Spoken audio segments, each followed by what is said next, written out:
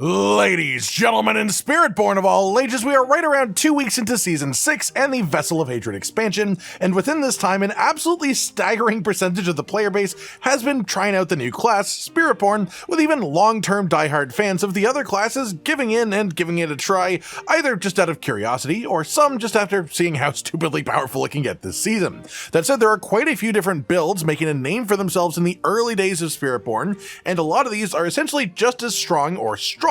than the best build that any other class has, simply due to a number of different bugs being stacked on top of each other. However, as of right now, none of this stuff is slated to be fixed before the season ends, and so these are probably just going to be the strongest builds that will exist for the rest of the season. So today, let's very simply talk about the 5 best Spiritborn builds by pit clear tier and time, as 2 of them separately are capable of clearing pit tier 150, just in different amounts of time. Starting up in 5th place then, we have Thrash, and this is a very fun concept. Essentially, at its core, it uses the Jaguar Spirit Hull, which stacks damage essentially dependent on how fast you cast your skills and hit enemies with them. Then it transfers a pair of that, the actual damage that you do, and does a portion of what you've done over the past half second. This then pairs it with the fastest hitting ability that Spiritborn has, which is Thrash's third cast, especially when combined with the Sepizantek unique weapon, to make this also echo to be 3 separate casts of itself in a cone, stacking up just an insane amount of hits particularly quickly, especially if you build high attack speed around it in general too. The highest pit tier completion I have seen with this style of Spiritborn build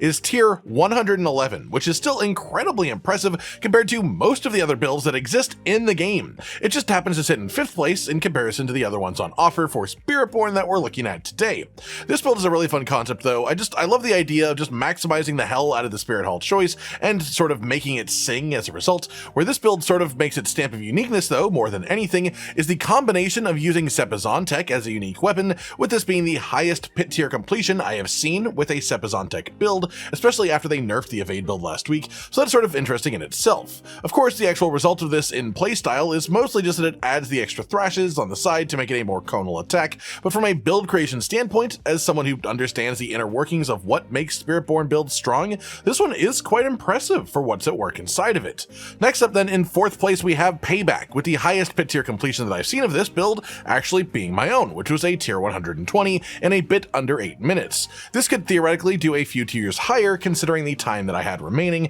but that's as far as I've pushed it up until this point, and honestly, I'm quite happy with 120 for Payback even still. The main thesis behind this build is taking the Rod of Kepaleke, which is an unbelievably strong unique weapon in itself, partially because it has great affixes in the first place, like chance for core skills to hit twice, but mostly in the unique weapon effect itself, which serves multiple purposes. Not only does this add the basic skill tag to all of your core skills, it also removes the resource cost of these unless you're at maximum resource, in which case it will dump all resource for your next attack to make it a guaranteed crit with up to 3% bonus critical damage multiplier per point of resource spent. So this scales really well with maximum resource upgrades. The main concept though behind mixing this with Payback is the poised Payback enhancement. This turns Payback into a core skill, but makes it still retain its cooldown, at least normally, until you pair this with Rod of Kepaleke, which removes the cooldown. This then also lets you spam it, and the other part of poised Payback is whenever you use Payback, you will spend all resource that you have, then it will use this to increase the damage of the attack significantly per point of resource you spent.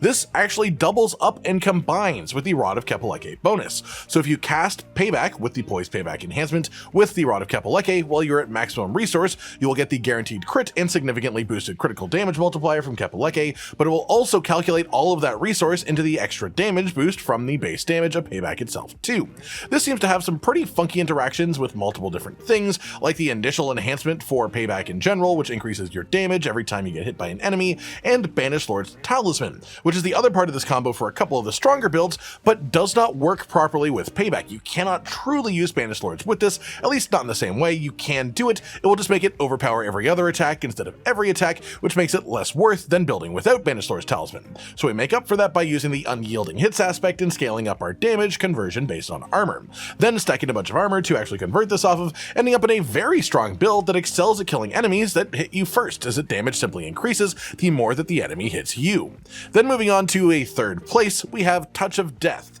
This has recently been going through a bit of a renaissance, as there's been a player who made some adjustments and has recently cleared a tier 136 pit as of the time of me making this video, which is some pretty impressive movement with this, because Touch of Death was one of the initial sort of front runners for the highest potential Spiritborn builds on release of the expansion, but as more bugs have been discovered, new interactions or ways of mixing things have been worked out, and Touch of Death was sort of accepted to be just down a couple of pegs from the top due to a sheer inability to overpower with the main damage source. The way that the skill works, the actual pop of damage, the actual things that do the most damage with it, doesn't actually come from Touch of Death itself and the poison effect that it creates. Weirdly, even despite this, it will count for triggering Kapeleke's effect with the guaranteed crit through the insatiable aspect. This causes swarms to pop for a chunk of damage whenever they are replaced by casting Touch of Death more often than these swarms drop off naturally. This effect can crit and does take Kapeleke's effect into account, but for whatever reason it does not trigger the overpower from banished lords, even if you spend all the resource required to make this happen.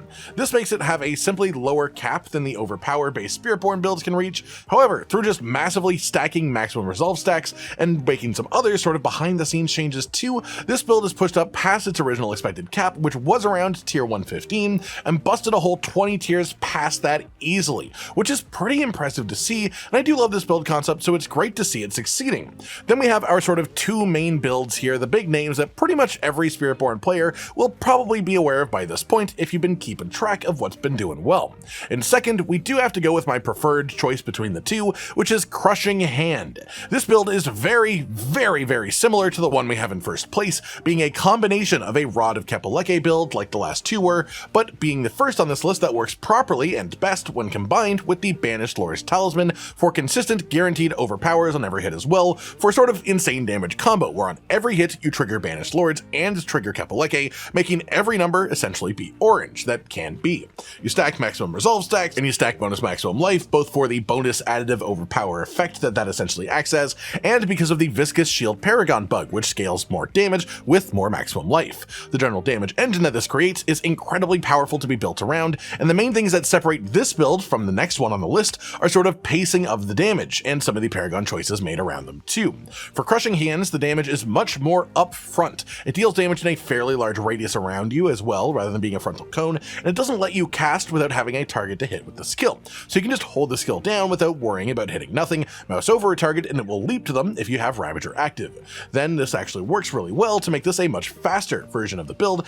and this combined with the damage just requiring less buildup makes this fantastic for speed farming specifically, and probably the best speed farming option that the class currently has. Though it is worth mentioning in its favor that there is someone who has completed a tier 150 pit with Crushing Hands, so it is fully capable of doing the hardest content that currently exists in the game. It just achieves it in a slower time than our number one build for the day, which is Overpower Quill Volley. This runs off of super similar base concepts to Crushing Hand, a lot of similar parts to the damage engine behind it. The overall damage output potential though is higher specifically for high tier pit runs, because this not only has more hits and therefore builds up the potent passive faster, building up the damage boost, but also attacks more frequently with smaller damage per hit, which results in much quicker buildup of the Jaguar Spirit Hall effect that echoes a portion of its damage done in the last half second, and if you hit attack speed breakpoints with this in Quill Volley, it seems to stack up and double dip in some really funky ways that essentially end up in a situation where in a long enough fight your damage just keeps going up and up and up rather than stagnating,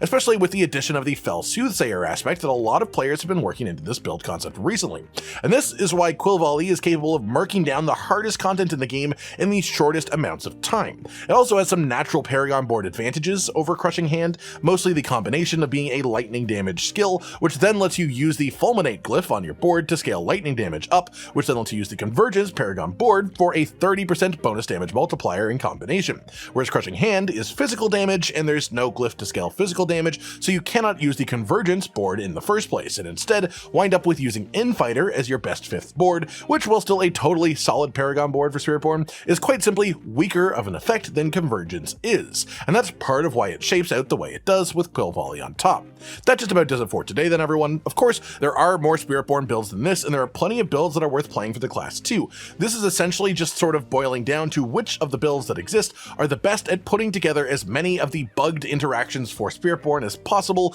to create what are the 5 best builds. As a result, I do expect this list to do some shifting the second they do balancing to the game, at least, you know, the actual times between the builds, if not the actual order of them. So this definitely isn't how things will stay forever, but it's how things will work right now, especially as I don't expect them to put in a nerf to anything for Spiritborn that isn't literally like breaking performance for people until at least mid-season, if not season 7. That said, there is a lot of fun, more niche potential for Spiritborn builds, so of course feel free to let us know down in the comments below what your favorite skills or combos are for this class. Like if you liked the video, video, subscribe to the notification bell for more, and most importantly, ladies and gentlemen, until next time, stay sweet. Josh, Cotton, and Hollow with the videos, dropping the humor like a hammer on your tippy toes, bringing entertainment on a daily arrangement to take our insanity and turn it into entertainment. Yes, I said entertainment twice, to reiterate that it is nice to look into your faces on a mostly daily basis when you let us in your homes to make the whole world a stage. Goodbye.